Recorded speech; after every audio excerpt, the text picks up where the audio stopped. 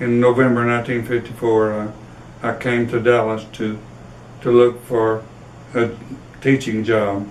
I found a room for rent by the week with a lady named Mrs. Jones, and she lived near Lover's Lane. And in the next few days, I applied for a teaching job at the local school district, and I found out that November is not a good time to be applying for a teaching job.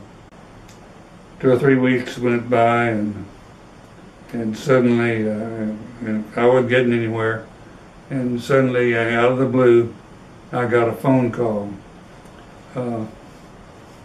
The guy's name was Bob Morrison, and he said he was from a single adult Sunday school class that met at Lover's Lane.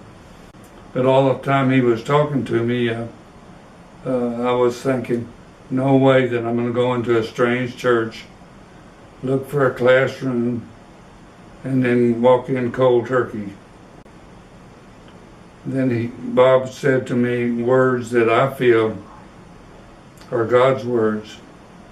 He said, I'll come by and pick you up. And he did. And it was a great class.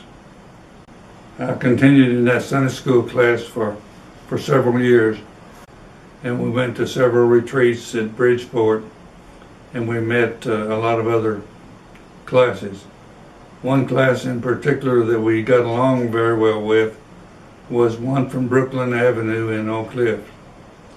And we decided one time that we would go to a dude ranch over the weekend, and we did that. At that dude ranch, we went to on a horseback ride, and during that horseback ride, one young lady's horse ran away with her, and she fell off. And I went over and helped pick her up and see if she was okay. And then I kind of escorted her back to the barn.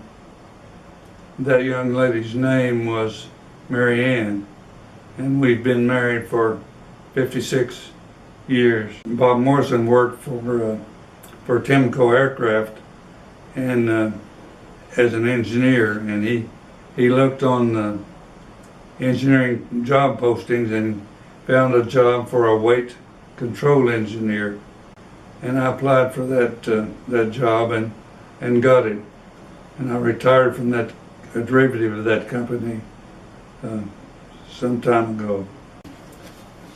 Like years later, I got to thinking about how lucky I had been and all the things that had happened to me. God was good to me.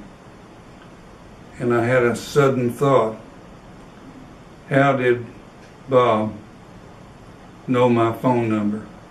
He had called me on Mrs. Jones' number. Well, obviously Mrs. Jones had turned my name into the church, and they had gotten a hold of Bob and asked him to call.